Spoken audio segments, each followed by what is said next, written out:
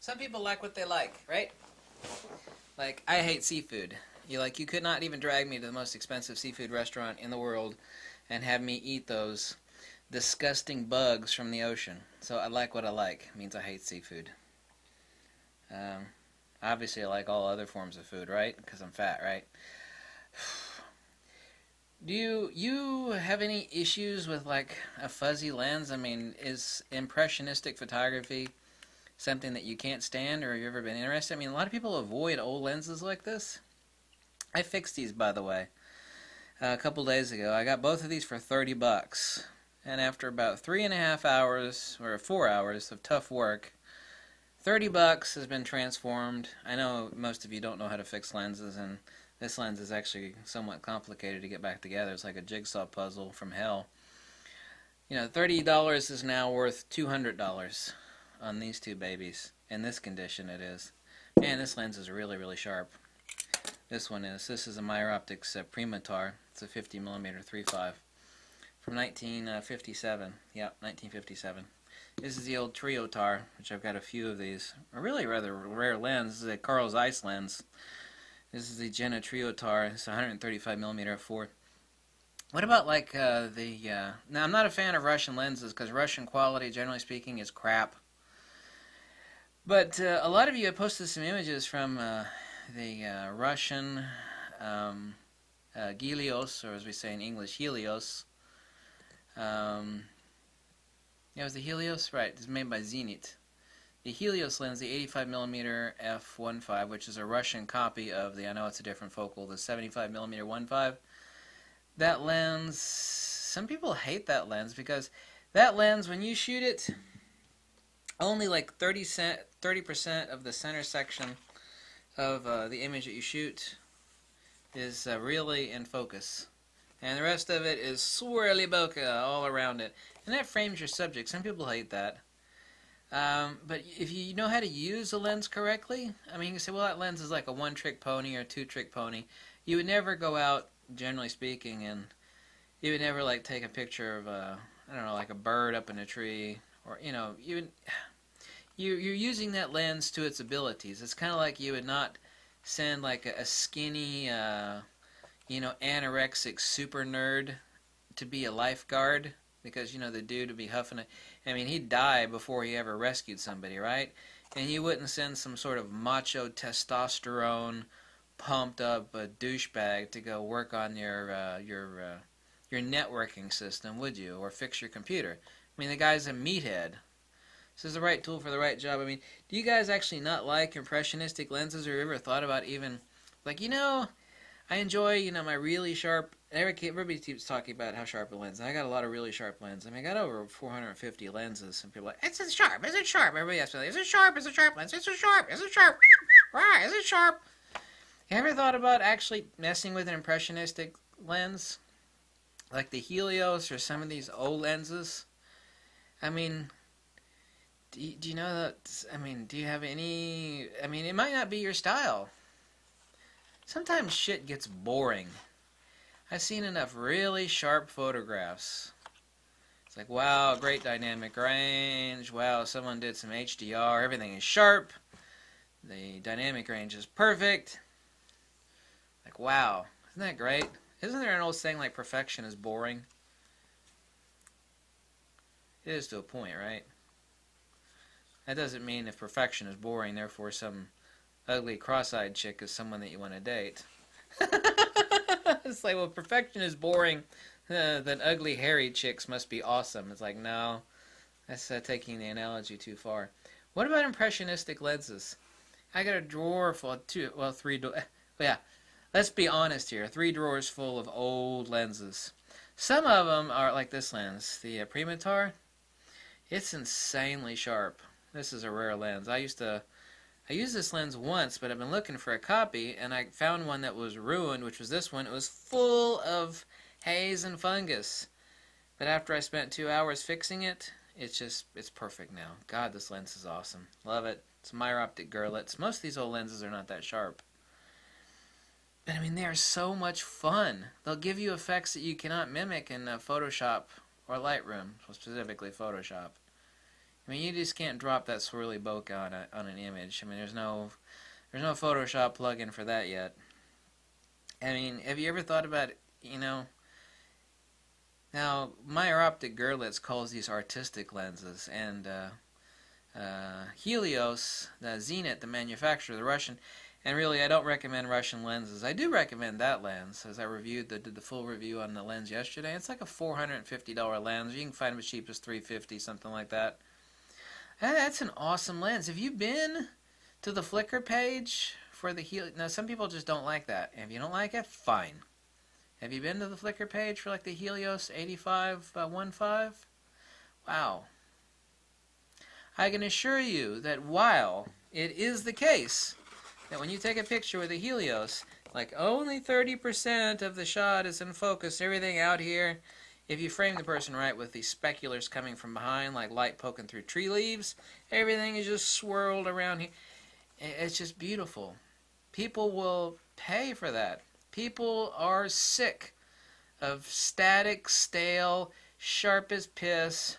It's not saying that's what people don't know any better. It's like, I could take your picture this way. By the way, here's another shot. Like, wow, that's neat. I really love that. That's awesome. Those lenses are cheap. Effects like that are stunning. A lot of clients actually like that. If you were to actually take a wedding couple, like, all the shots are sharp. It's like, I'm going to screw on this gigantic honker of a mostly blurry Russian lens. 70% is kind of blurry. In other words, that lens ain't too sharp. And like, I don't like the sound of that, your client says. Like, no, just shut the hell up a minute. Not what you wouldn't say to your client. Go stand over here in front of the trees where the light's poking through. It's like, I'm not going to charge you for this, but if you accept the print later, I'm going to charge you, of course.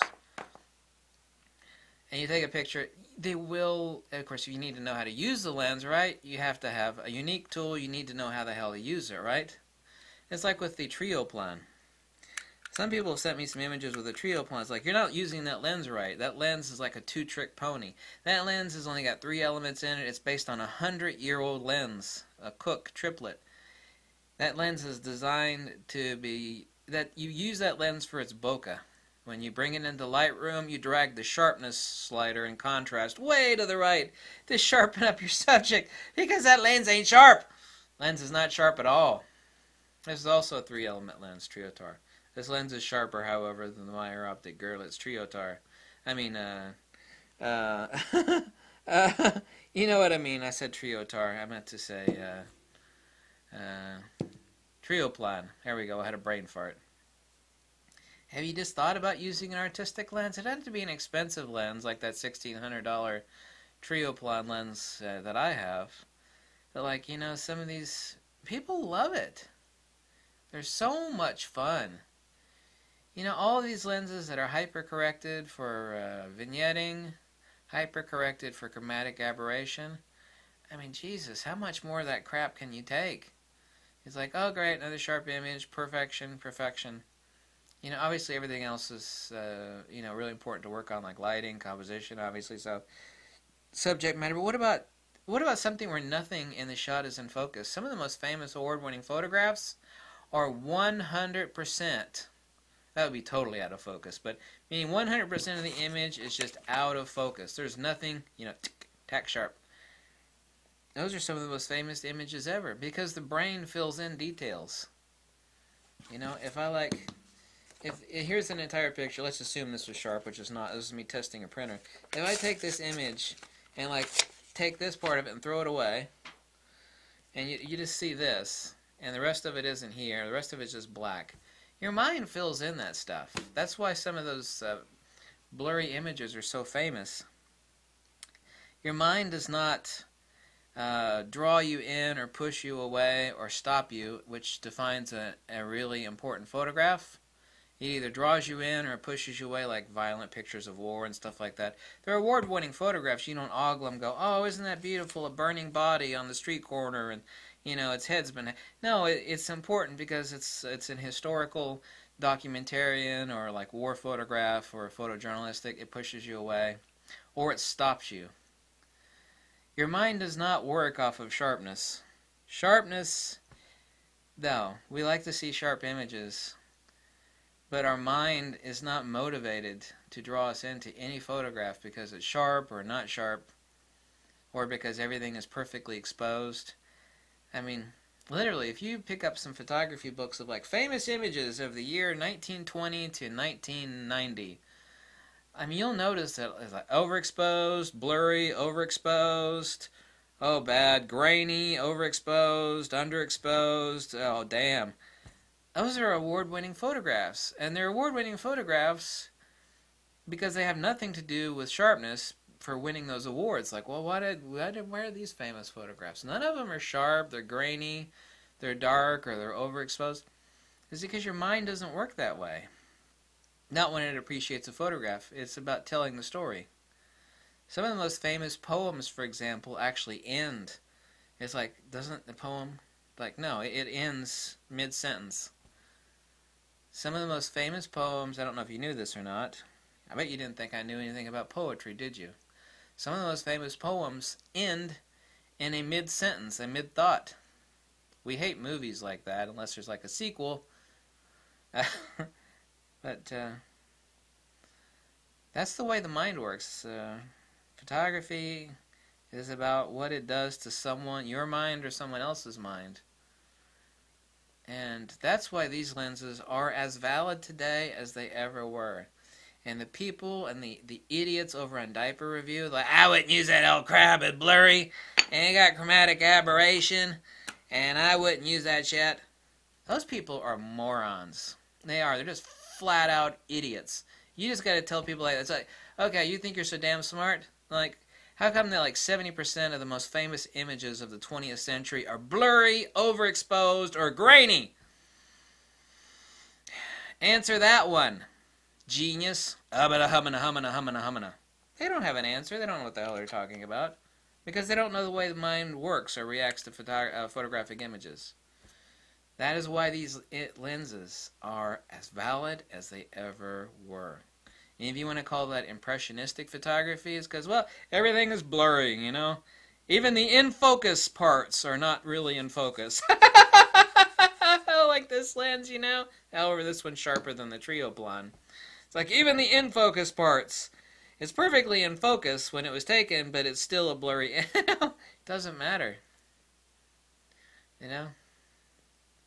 Doesn't matter. The images that people keep upvoting of some of my recent... I've been taking a lot of shots with some old lenses recently.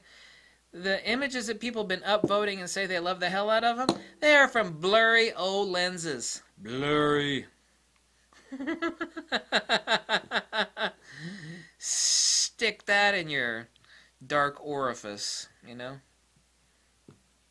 Folks over on Diaper Review, it's like, I love it when they say that. That's an old shitty lens. It's blurry. It got a lot of chromatic aberration. Good, send them to me. I'll take them.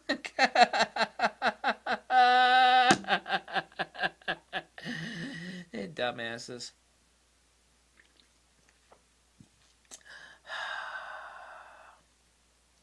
I hope you liked this video. If you did, you could make a small donation. Tell me to jump off a cliff. But whatever makes you happy. Thank you. Bye.